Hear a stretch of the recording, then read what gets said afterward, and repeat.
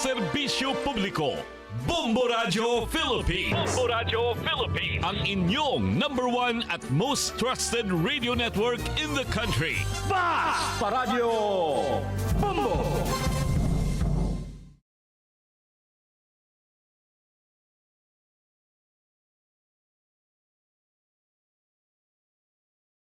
Otso anyos, 10 batang nabuntis dinhi sa nasud. Sa balitang lokal, 71 years old, giatsa sa pag-umangko na patay. Balitang nasyonal mo sobra sa 68 million dosages sa COVID-19 vaccine na sayang lamang. Sa balitang international, pampasahero ang eroplano sa South Korea na sunog.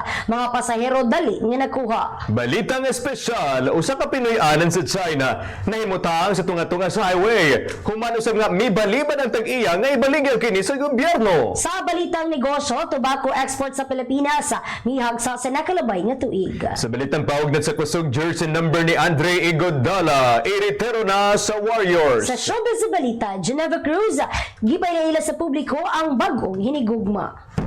Magigabombo ano ng paggatod kaninyo sa Bombo News and Views Afternoon Edition. Alaw kita karon nga Miyerkules, petsa 29 na sa bulan sa Enero tuig 2025. O kung hifa choy, kung happy Chinese New Year sa itong mga kaigsunan ng Chinese National. Mayroon man sa mga kaigsunan natong mga Chinoy. Kami, ang inyong mahimo mga tigbalita. Kini si Bombo Levi de Leon. Ug kini si Bombo Don May Alviola, maayong hapon. Karon detalye na sa itong mga balita. Una sa top story.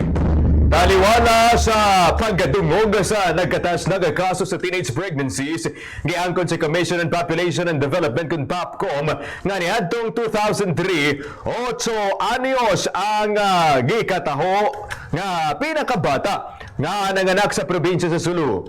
Tugang pa sa gipayag ni POPCOM Deputy Executive Director Lolito Tacardon sa gihimo sa pagdungog sa Senate Committee on Basic Education.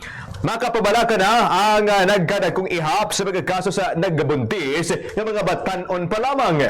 Sa gipagawas usab nga datos sa Civil Registry and Vital Statistics, gibutyag pa sa opisyal nga kaniadtong 2023, gikatala usab ang 11,497 live births sa mga nag-edad og 10 to 15 years old. Samtang 54,510 usab ka mga live births sa mga 17 anyos paubos og 23,260 live births usab ang repeated pregnancy.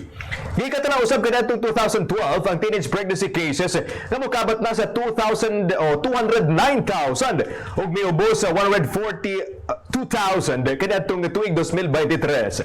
Apan ang kaso sa mga nag-edad og 10 to 14 years old nga nabuntis kaniadtong 2023, ang mitala usab og 3,342 gikan sa 1,626 kaniadtong 2013. Gumikan usab niini, gipayag na ni Health Assistant Secretary Albert Domingo nga dili angay mabuntis ang mga bata ug gikinahanglan pang magtungha ug modako og dili magdala og usa ka nainausab nga bata. Nagtuusab kini nga kinahanglan hunahunahon og sayo ang pagtudlo ang adunay mga kalabutan sa puberty, inay pa o kining hisgutan nga puberty, inay nga pagasugdan kini sa 11 anyos. Mamaya mo sabi konsidera ang paghatag og age appropriate o culturally sensitive information sa mga nag-edad og 8 ka tuig pa lamang hangtod sa 9 ka tuig. 53 minutos nakalabay sa alas 4 sa hapon. Detalye kita sa mga balitang lokal. Patay ang usa ka 71 anyos nga lolo. Human sa giatsa sa iyang pagumangkon pasado alas 7 ang takna kagabi. Subay sa inisyal nga investigasyon sa Kiblawan Municipal Police Station, giilang biktima nga si Fronio Jimeno Tabanao alias Onyot, nga residente sa barangay Sitio Niño o Santo Niño, Kiblawan, Davao del Sur. Samtang ang suspect ginausab sa alias nga si Ali, 52 anyos, nga taga Purok 7 sa nasampit usab nga barangay. Sumalapas sa mga nakasaksi sa mong panghitabo nga lango sa ilimno nga magkahubog ang suspitsado niya atong tungura.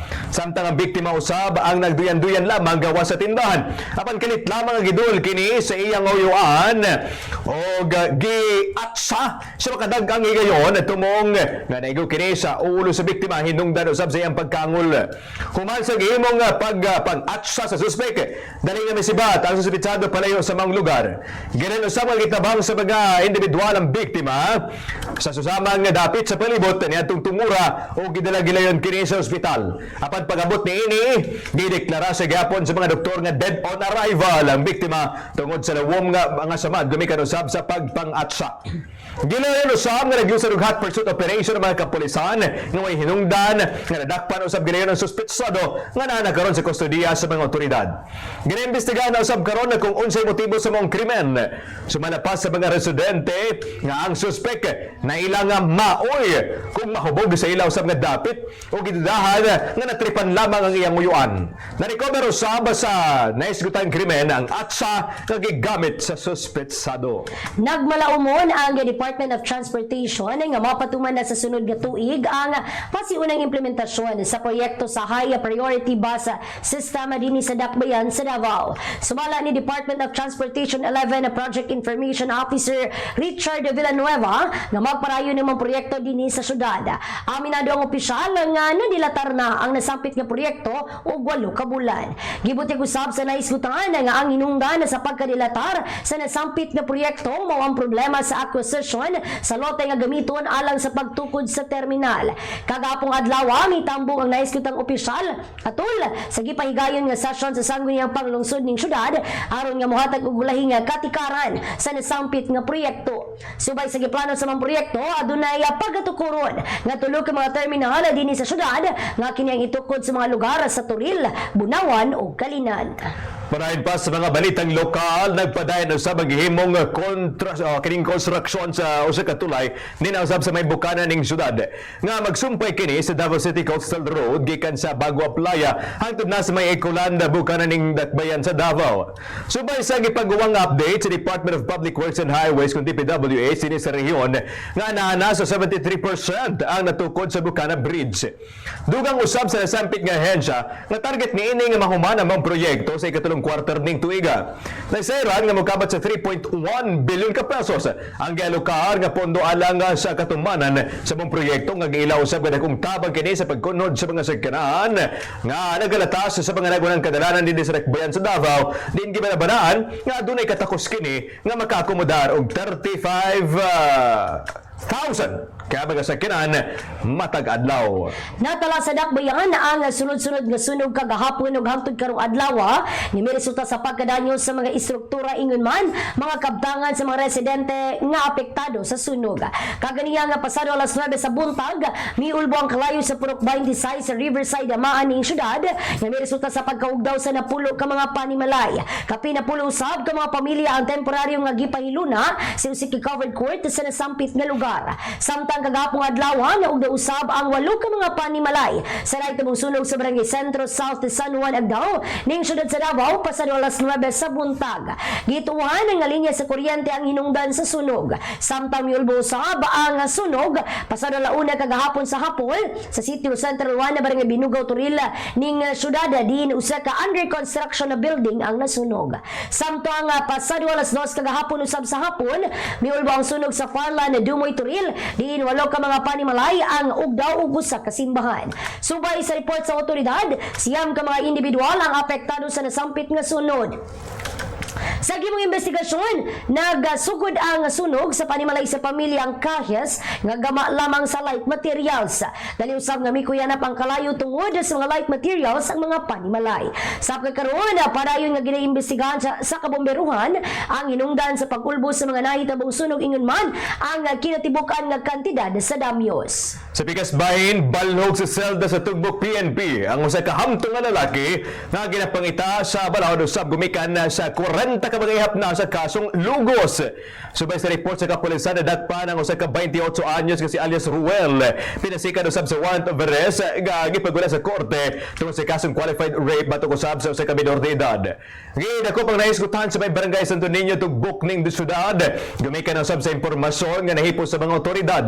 Nasayran nga sa minabing tuig pa ginapangitang suspek human usab nga gipagawa nga arrest order batok sa naisgutang suspetsado. Samtang subay usab sa nakalatid sa warrant of arrest, walay girekomenda nga piyansa ang korte tungod sa maong kaso. Sa pagkaroon, ginahulat na lamang sa kapulisan ang kabanduan sa korte alang usab sa pagbalin sa suspitsado sa City Jail sa maaning syudad.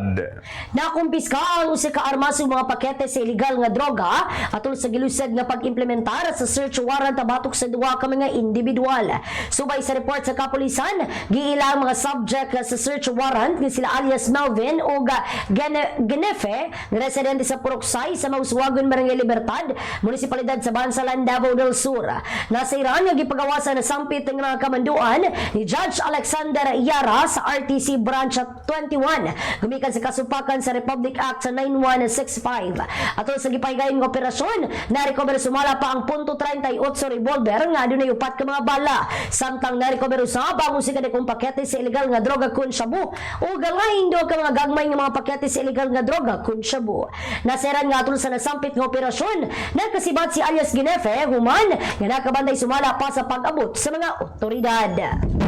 59 minutos na ang nakalabay sa alas 5 o alas 4 sa hapon. Detalye sa itong mga balitang nasyonal.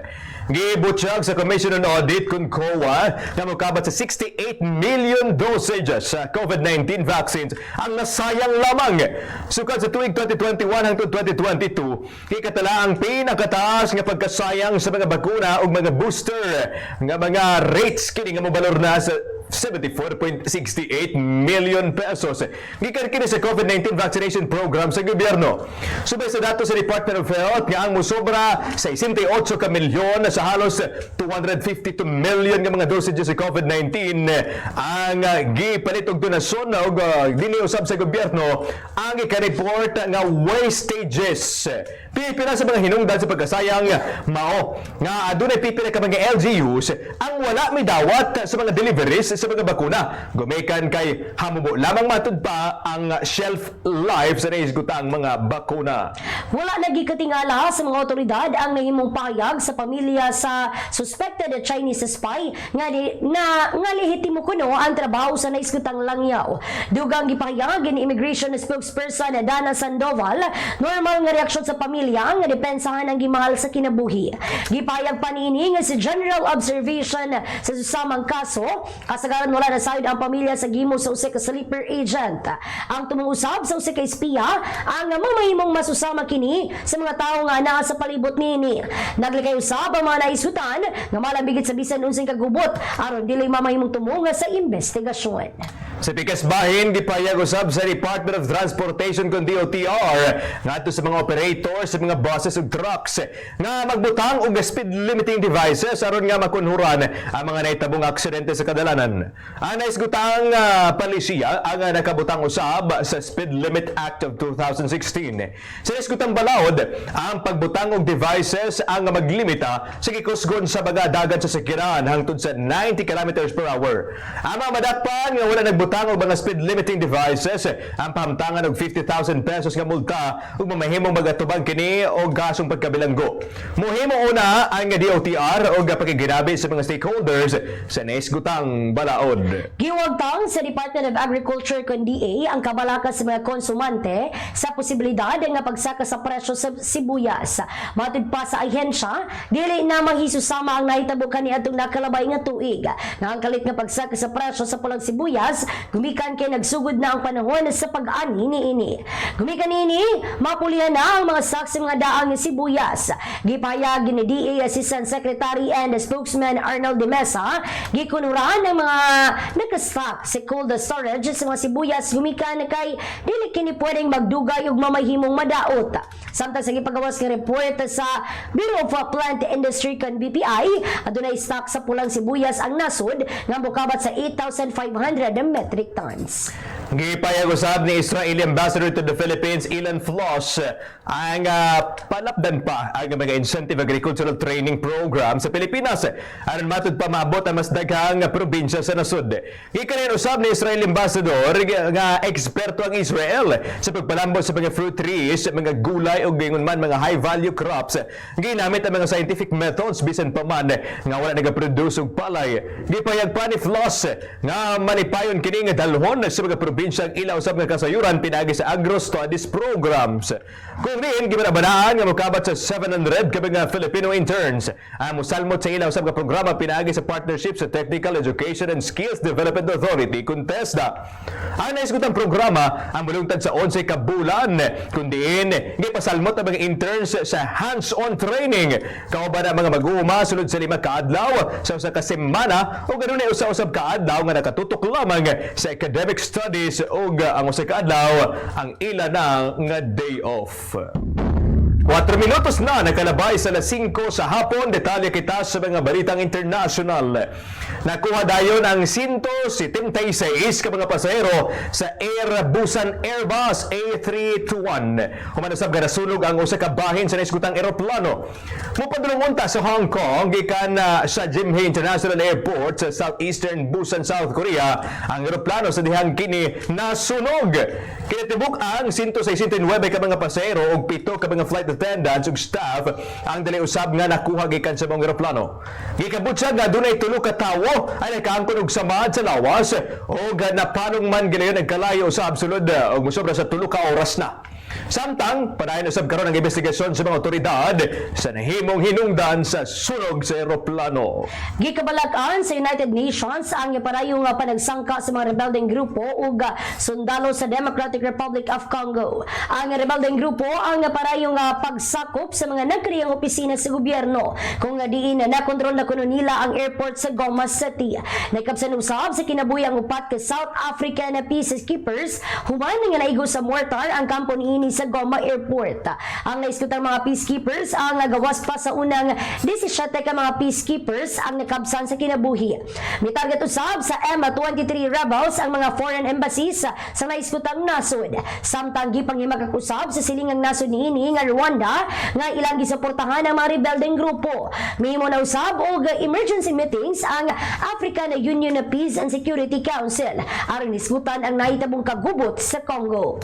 Gikatak daw siya nga bisita sa White House si Israeli Prime Minister Benjamin Netanyahu. Kung diin, pagahimo ng pagbisita ni karong Pebrero 4 na.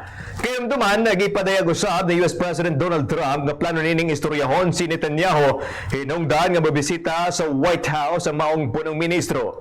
May tabo ang panag-istoryahan ay human usab nga gipatuman ang unom ka semanang ceasefire tali sa Israel ug Hamas. Unang gikasugyot ni Trump nga gikinahanglang dawaton sa Egypt ug Jordan ang mga Palestino nga nawad-an mga Pinoy-anan gumikan sa dugay ng nahitabong giyera. 6 minutos na kalabay sa alas 5 sa hapon, mga kabombo. Detalye kita sa itong balitang espesyal. Nagpuyo na hinoon karon sa tunga-tunga sa expressway ang usa ka tigulang nga lalaki didto kana sa China. Human nga gibaligbaran niini ang gitanyag sa gobyerno nga paliton ang iyang Pinoy-anan. Manod ba nga kaniadto gitanyagan si Huaping og 1.6 million yuan. Sa kinatibukan, katugbang kini sa 12.5 million ka pesos sa duha ka andanang Pinoy-anan niini. Gawas pa sa cash, hatagad usab siya og duha pa ka laing mga propiedad aron lamang kapuy-an niini og magtukod og bag-ong Pinoy-anan.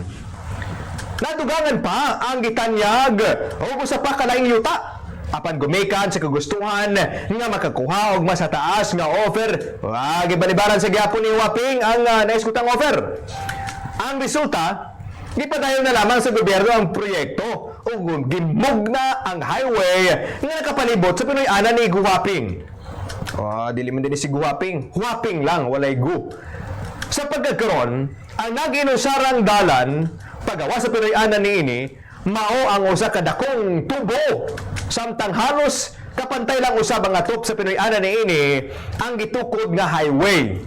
Matud pa ni Huaping, kung mahimo kunong mabalikan ang nangagi, musugot na lamang siya sa gitanyag kaniya sa gobyerno. Oy, gamikan kay daw, napildi man pud bitaw siya. Gamikan kay nagsugal siya, biniyag, adunay siya makuha nga mas dakong offer. Gibalibaran man ang gobyerno, di, nakapalibot sa iyang dakong kalsada, nag-agi-agi din na ang mga sakyanan nga dakong kasaba o saba ang resulta ngadto usab kaniya. Samtang sa balitang negosyo, gipaningkamutan karon sa National Tobacco Administration kan NTA nga magkabot ang 45.6 million nga kilo sa tobacco leaf nga produksyon sa kinatibukan sa tuig 2025. Kini ang mas taas o pipila ka milyon kung naitandi sa produksyon na kaniadtong 2023 nga mokabat lamang sa 42.2 million kilo ug mas taas kung itandi sa 45.4 million kilo kaniadtong 2024. Gipayag ni NTA Deputy Administrator for Operations Nestor Casala milapad pa ang tobacco farming sa nasud human nga nadungagan og 4,000 hektarya ang gitanuman og tobacco sa nagkariyang bayan sa nasud. Sa kasamtangan nadunay kinatibuk ang 22,707 nga mag-uumang nananom og native tobacco sa nasud samtang 14,390 ang nagtanom og Virginia variety ug 6,001 ka mga farmers ang nagtanom og Burley tobacco. Dugang pa sa NTA nga may kunhod ang bulto sa gi-export sa Pilipinas ka tabako gumikan kay kaniadtong 2024 mukabat lamang sa 17.8 million nga kilo sa unmanufactured tobacco ang gidala sa Estados Unidos. Apan nasubay sa datos sa gobyerno, mas taas ang bulto sa gi-import nga tobacco products kung ikumpara sa mga tabako nga gibaligya parilong sa Estados Unidos. Bisan pa man nga nakahimo sa pag-export ang nasud og mukabat sa 17.8 million nga kilo sa tabako kaniadtong nakalabay nga tuig mag-import usab ang Pilipinas ug mokabat sa 30.6 million kilo sa mga tobacco products susama sa sigarilyo ug uban pa. Bili sa piso batok sa lang yung salapi. US dollar 58 pesos and 42 centavos. Hong Kong dollar 7 pesos and 49 centavos. Singaporean dollar 43 pesos and 42 centavos. Saudi Arabia rial 15 pesos and 56 centavos. Samtang sa tuang euro 61 pesos and 25 centavos. 10 minutos na kalabay sa alas 5 sa hapon, detalye na sa itong balitang paugnat sa kusog. Gikatak ng iritiro na sa Golden State Warriors ang jersey number 9 nga ang nanagiya ni ini si Andre Iguodala. Matod pa sa team, pagahimon kini sa pakigsangka nila tali sa Dallas Mavericks karong Pebrero 23. Pagahimon ang pagpahibalo dungan sa ika-41 nga adlaw na tawhan ni Iguodala. Ang 6'6" player mo ang ikapito sa kasaysayan usab sa Warriors nga magretiro na sa iya usab nga jersey. Ug makauban na niini sila si Wilt Chamberlain, Chris Mullin, Nate Thurmond ug si Alvin Atles.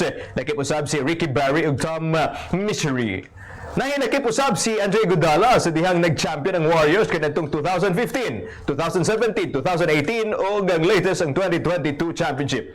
Kung din, nakuha niini ang Finals Most Valuable Player Award kaniadtong unang nag-champion ang maong team. Nagretiro si Iguodala kanadtong Oktubre 2023, gumikan na sa naangko niini nga pipila usab ka pang injury. Nagbaton kini sa average percentage nga 16.3 points, 5.8 rebounds, 14 assists ug lakip dinhi ang 1.3 steals matag dula. Sa showbiz sa balita, gipaila-ila na sa singer nga si Geneva Cruz ang iyang hinigugma. Sa social media account niini, gipost sa aktras ang walagway sa hinigugma niini nga si Dina Rojas. Ang trato niini ang usa ka miyembro sa Filipina-Brazilian Jiu-Jitsu National Team ug coach sa Lucas Lepre Philippines. Adunay caption na pagkini sa iyang post sa pipila ka torneo nga gisalmutan sa hinigugma ug ang pipila sa nagkaduol nga pakigsangka nga pagkatambungan usab niini. Samtang kainumduman nga tuig 1995, gikasal ang singer sa drummer sa bandang Intervoice nga si Paco Arespacok Chaga. Kung nga di na sila nga dunay anak nga si Heaven. Hangtod nga na-annulled ang ilang kasal kaniadtong 2001. Gikasal usab ang singer sa DJ nga si Casey Montero hangtod nagkabulag sila kaniadtong 2012. Nagkabaton usab kini og anak sa nakarelasyon nga si Lee Paulson. Mga kabombo, makatong pagatod kaninyo sa Bombo News and Views Afternoon Edition. Adlaw karon nga Miyerkules, petsad 29 na sa bulan sa Enero tuig 2024. Og Happy Chinese New Year kung ifachoy. Alam usab sa itong mga kaigsunang mga Chinese nationals, maingon man sa itong mga kaigsunang Chinoy. Sama ko sa pa, balikan ta lamang ang atong mga headlines sa top story 8 anyos. Labing bata nga nabuntis sa nasod. Sa balitang lokal, 71 anyos, giyat sa pag-umangkon patay. Balitang national musobra sa 68 million dosages sa COVID-19 vaccines na sayang lamang. Sa balitang international, apang pasahero ang eroplano sa South Korea na sunog. Mga pasahero dali nga nakuha. Balitang espesyal sa kapinoy-anan sa China na himutang sa tunga-tunga na hinon sa highway humanang sa mga gibalibaran sa tag-iyang offer unta sa gobyerno. Sa balitang negosyo, tobacco export sa Pilipinas, mihagsa sa nakalabay nga tuig. Sa sports news, jersey number ni Andre Godala iretiro na sa Warriors. Sa showbiz balita, Geneva Cruz, gipanayla sa publiko ang bagong hinigugma. Mga kabombo, kami ang inyong nahimong mga tigbalita. Kini si Bombo Doname Alviola. Kinusab si Bombo Levi De Leon para sa number 1 and most trusted radio network in the country, Bombo Radio Philippines. Basta Radio, Bombo!